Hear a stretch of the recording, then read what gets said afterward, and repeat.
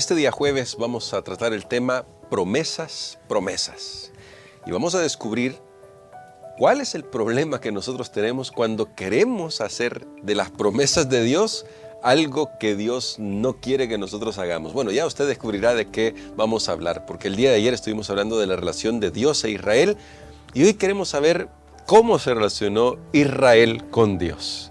Y ahí vamos a descubrir algunas cosas que lamentablemente puede ser que nos estén pasando a nosotros, pero con la lección de hoy esperamos que podamos recibir luz, instrucción, a fin de que nuestra relación con Dios sea una relación diferente, una relación profunda, una relación que de verdad nos haga cristianos, que de verdad nos haga portavoces de las misericordias de Dios, que nos haga vivir una vida plena.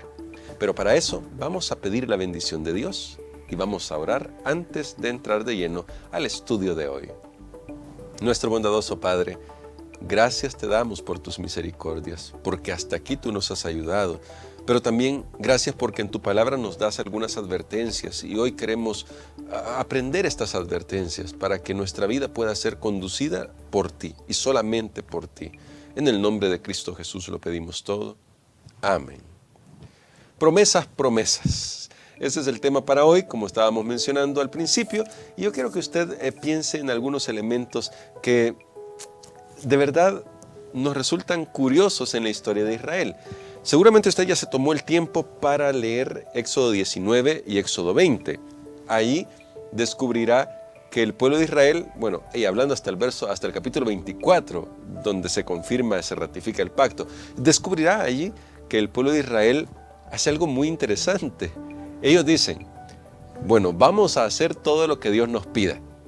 Dios pide esto, claro, lo vamos a hacer. Y Dios también pide esto, y lo vamos a hacer nosotros. En todo, ellos aceptaron la voluntad de Dios, aceptaron entrar en relación del pacto con Dios, aceptaron que Dios tenía el derecho de pedirles obediencia por el pacto que había hecho con ellos, aceptaron todo. Y hasta ahí todo bien. Parecería que el pacto estaba hecho en el cielo, ya todo bien, sin mayores objeciones, es decir, sin ninguna objeción. Pues bueno, entonces no hay ningún problema, todo va a marchar sobre ruedas. ¿Es así como pasó? ¿Es realmente eso lo que nos muestra la historia de Israel, que todo marchó sobre ruedas? Que a partir de ese momento en que dijeron, sí Señor, aceptamos todo lo que tú nos digas y vamos a hacer todo lo que tú pides, a partir de ahí, ¿todo fue color de rosa para el pueblo de Israel? Lamentablemente no fue así, pero hay una razón por la que no fue así. Y el Nuevo Testamento nos ayuda a comprender por qué es que este pacto que Dios hizo con Israel no funcionó con Israel como debía funcionar. Y cuidado acá, porque esto que vamos a aprender hoy es lo que nos ayuda a poder distinguir el hecho de cómo entendieron los israelitas el pacto y cómo Dios quería que lo entendieran. Hemos dicho antes, para dejar énfasis en esto, hemos dicho antes que el pacto de Dios es un pacto de gracia. El pacto del Sinaí era un pacto de gracia. Dios liberó primero al pueblo de Israel, los salvó de la esclavitud del pecado y también de la esclavitud de Egipto y les mostró lo que quería hacer con el tabernáculo, liberar a la humanidad entera del pecado, de la esclavitud del pecado y de la esclavitud del mal, del enemigo de Dios. Le mostró con claridad que eso es lo que quería hacer y esto fue un pacto de gracia. Ellos no hicieron nada para que Dios estableciera este pacto con ellos. Todo lo que tenían que hacer era aceptarlo por fe.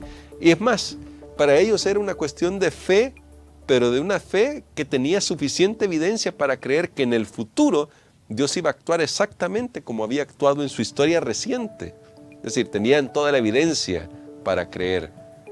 Ahora, estoy diciendo esto porque esto era lo que Dios quería que ellos comprendieran.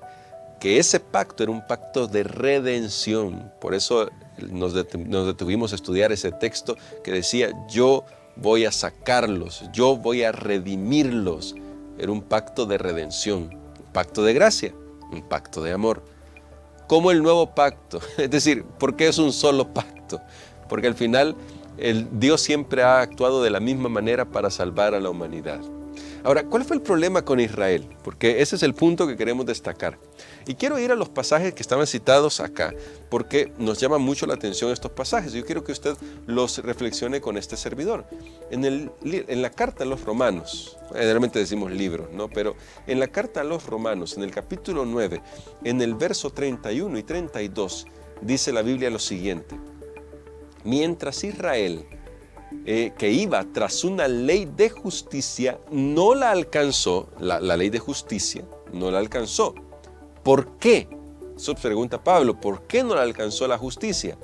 Verso 32, porque iban tras ella no por fe, sino dependiendo de las obras de la ley, de modo que tropezaron en la piedra de tropiezo. ¿Saben cuál es el problema, verdad? Aquí ya está bien claro. El problema no es lo que Dios les dijo. El problema no es el pacto que Dios hizo con ellos.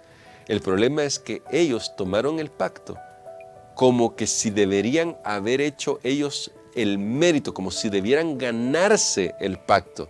Y se les olvidaba que Dios se los estaba ofreciendo por gracia, que es más, ya los había salvado y que ahora lo único que les pedía era caminen por fe hacia el futuro, a lo que viene en el futuro, caminen por fe, que yo me voy a encargar de ustedes, así como ya lo hice en su historia reciente. Yo me voy a seguir encargando de ustedes. Pero ahora veamos Romanos capítulo 10, ahí cerquita, el verso 3. Dice así: ignorando la justicia de Dios. O sea, note, ahí está todo el problema.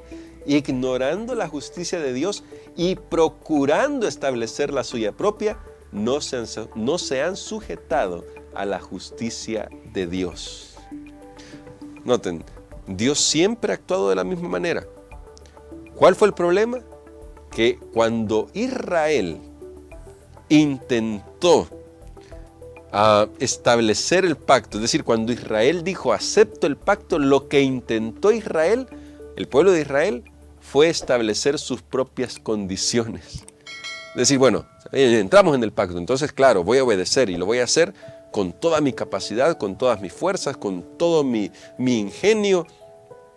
¿Qué puedo decir más? Voy a hacerlo para que Dios esté agradado. De nuevo ahí tenemos el problema de haber pasado 400 años en Egipto, 430 años para los puristas, 430 años en Egipto. Ellos se relacionaban con Dios o querían relacionarse con Dios como los paganos se relacionaban con sus deidades. Querían obedecer, no porque era una relación de pacto con Dios, sino para aplacar a Dios.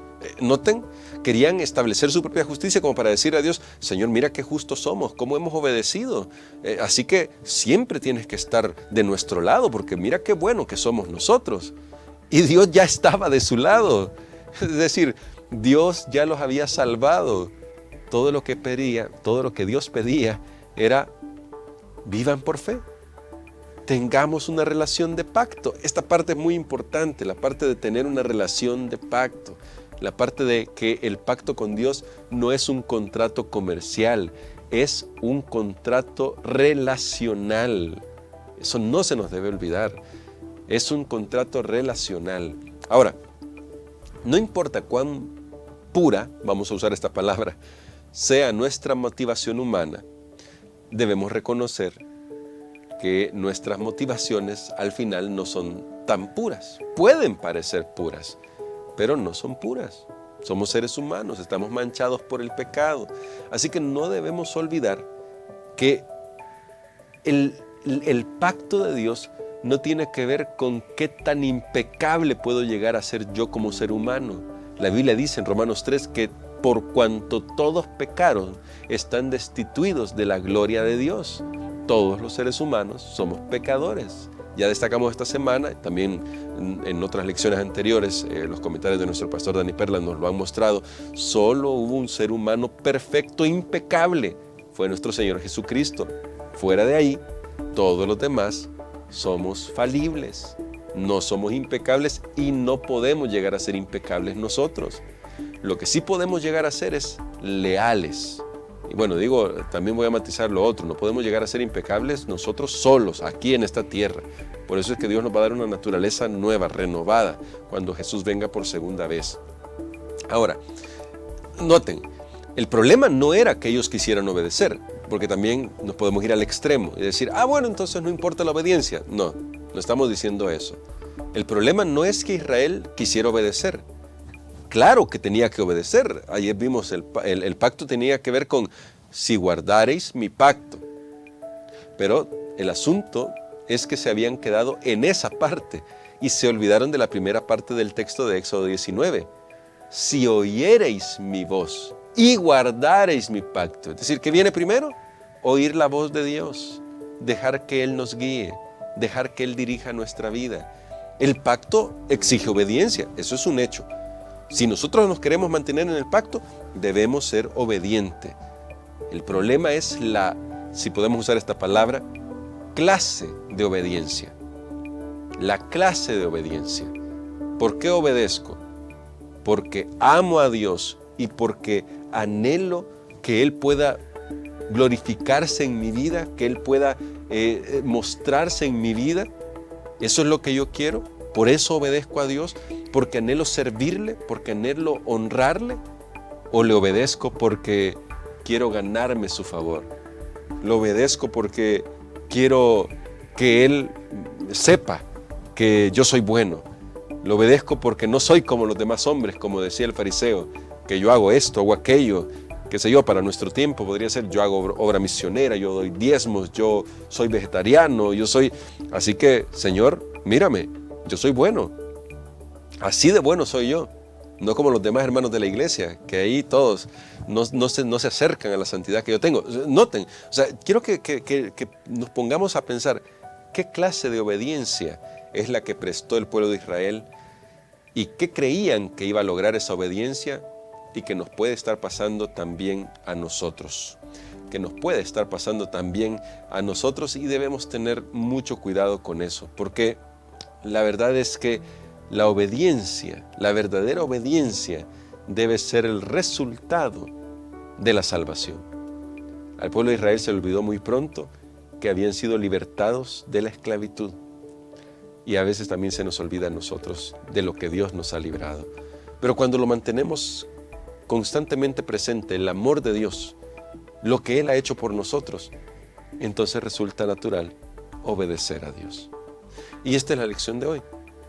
Dios lo que espera de nosotros, y lo dije ya anteriormente esta semana, no es impecabilidad, es lealtad.